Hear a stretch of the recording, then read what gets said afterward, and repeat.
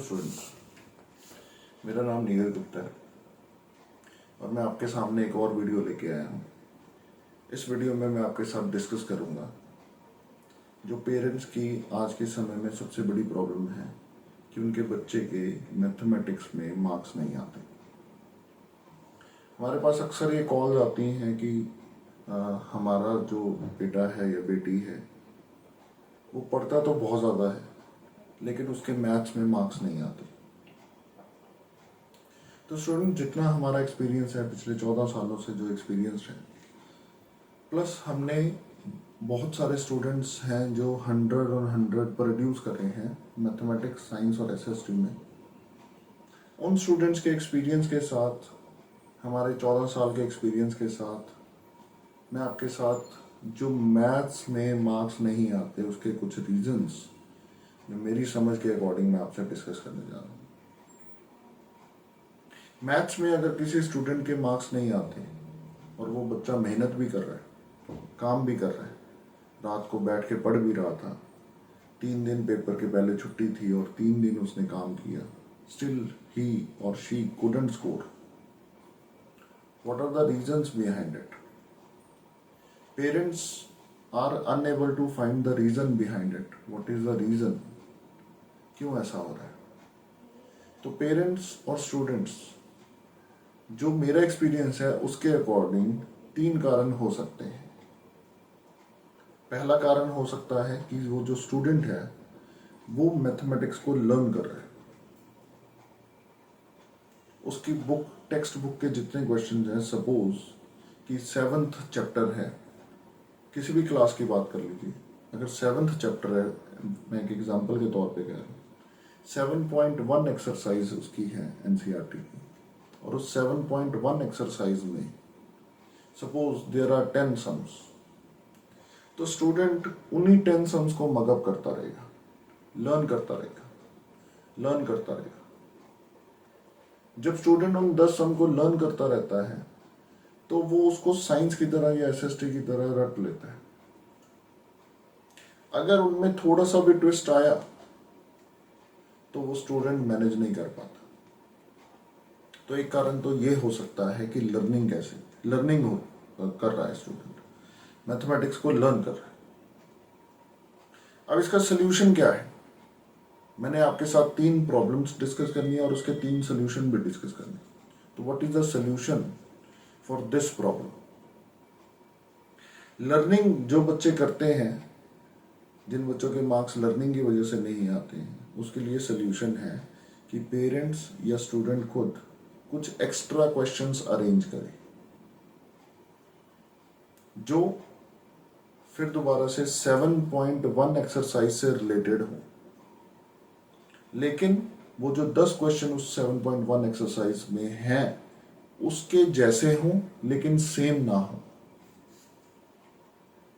तो जब वो 7.1 एक्सरसाइज के 10 क्वेश्चंस आपने सॉल्व कर लिए, उसके बाद 5 या 7 क्वेश्चंस ऐसे सॉल्व करो जो रिलेटेड तो उसी एक्सरसाइज से हैं लेकिन सेम क्वेश्चंस नहीं है। तो पहली प्रॉब्लम है लर्निंग की, उसका सोल्यूशन है एक्स्ट्रा क्वेश्चंस। दूसरी एक प्रॉब्लम जो हो सकती है वो है एरर्स, जिसको हम सिली मिस्टेक्स कहते हैं। पहले तो ये वर्ड बिल्कुल ठीक नहीं है, सिली मिस्टेक कुछ नहीं होती। Mistake is a mistake, mistake can never be silly. ये एक बनाया हुआ है कि सिली मिस्टेक कुछ नहीं होती। हाँ, जो सेकंड पॉइंट है, जो एरर्स होते हैं, एरर्स का मतलब, कुछ एरर्स मैं एग्जांपल के तौर पे आपके सामने डिस्कस करता हूँ कि ऊपर वाले सेकंड स्टेप में वहाँ पे एक जगह प्लस था, थर्ड स्टेप में आते आते स्टूडेंट ने नेगेटिव कर दिया, माइनस कर दिया, या थर्ड स्टेप में मल्टीप्लाई था, फोर्थ स्टेप में आते आते उसको प्लस कर दिया। जनरली स्टूडेंट्स जो हैं वो ऐसी मिस्टेक्स करते हैं।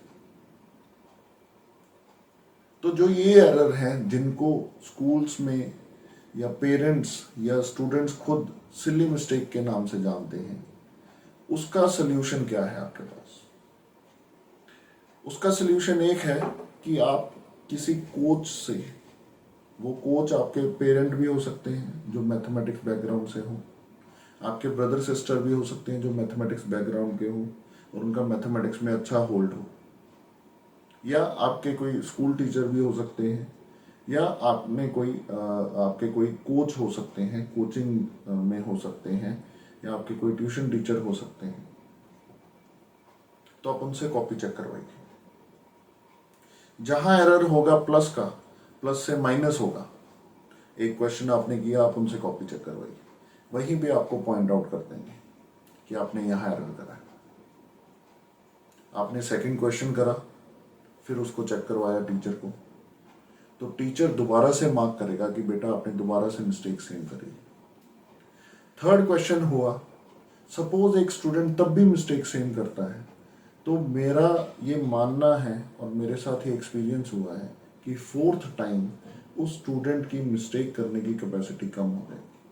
वो वहाँ पे ध्यान से फोकस करेगा कि yes I am doing this mistake. वो अपने दिमाग को ट्रेन कर लेगा कि यस मैं ये मिस्टेक कर रहा हूँ, और उसके बाद वो उसी मिस्टेक पे फोकस करेगा। जिस तरह से आप अपने एरर, जो आपके स्टूडेंट के एरर्स हैं, उसको आप ठीक कर सकते हैं। तो ये सेकंड प्रॉब्लम हुई कि स्टूडेंट जो सिली मिस्टेक्स जिसको नाम देते हैं, मिस्टेक कोई सिली नहीं होती, तो मैं एरर का नाम देता हूँ। जो एरर्स हैं मैथमेटिक्स में, प्लस का माइनस, माइनस का प्लस, मल्टीप्लाई का डिवाइड, डिवाइड का मल्टीप्लाई, ऊपर होल स्क्वायर था उसको इंडिविजुअल स्क्वायर कर दिया, दीज काइंड ऑफ थिंग्स, बहुत तरह के एरर्स हो सकते हैं। इसका हल एक ही है कि आप अपने कोच से कॉपी चेकिंग करवाएं, जहाँ पे आप प्रैक्टिस करते हैं, प्रैक्टिस शीट्स चेक करवाएं। थर्ड जो एक पॉइंट आता है वो है स्टूडेंट कंफ्यूज हो जाते हैं।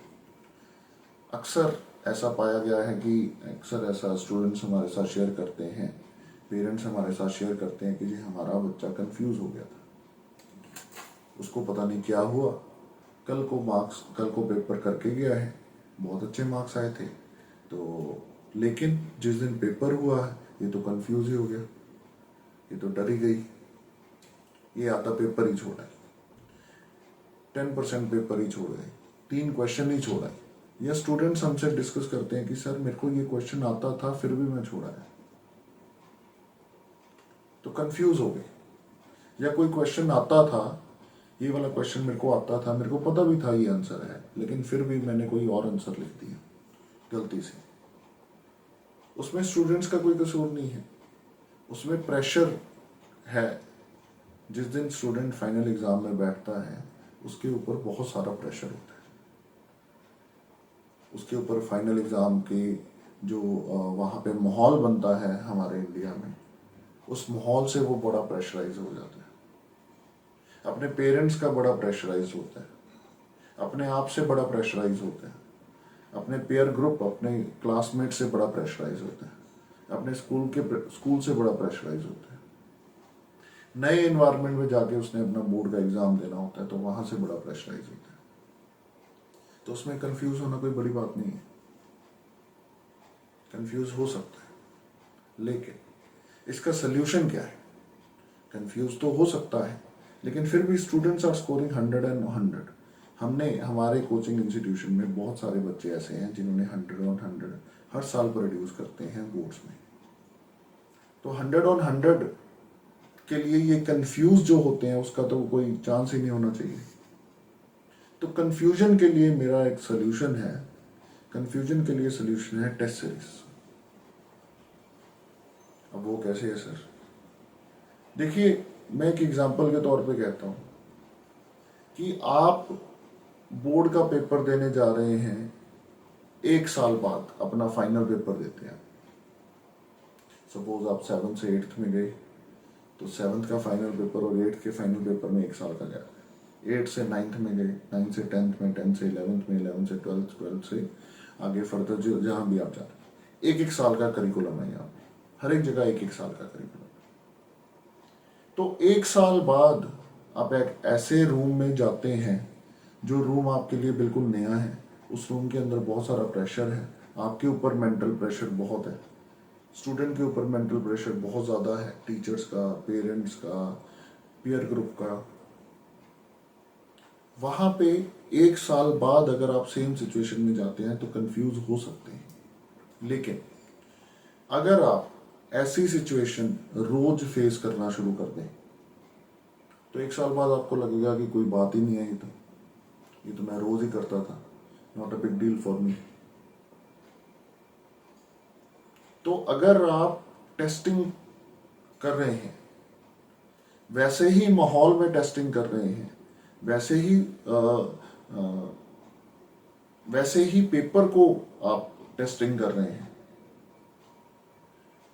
तो 2 बार, 4 बार, 10 बार, 12 बार, 15 बार, 20 बार 1 साल में अगर आप टेस्टिंग कर लेते हैं इस तरह की, तो जिस दिन आपने फाइनल एग्जाम में बैठना है आपको लगेगा not a big deal for me, मैं ये कर सकता हूँ, बहुत बड़ी बात नहीं है मेरे लिए।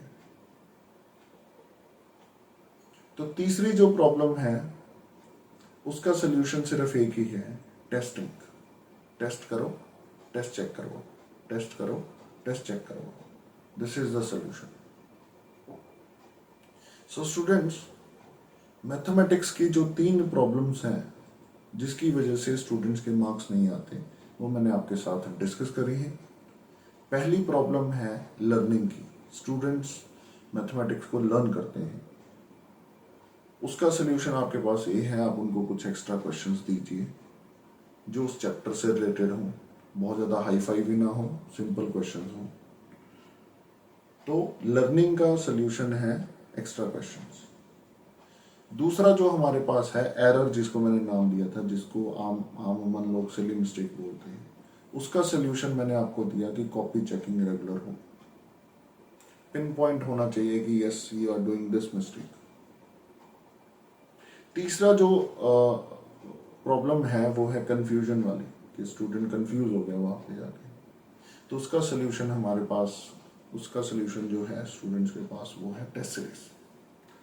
आप जो 1 साल बाद जिस रूम में जाना है वैसा माहौल आप पूरा साल अपने साथ फेस करिए।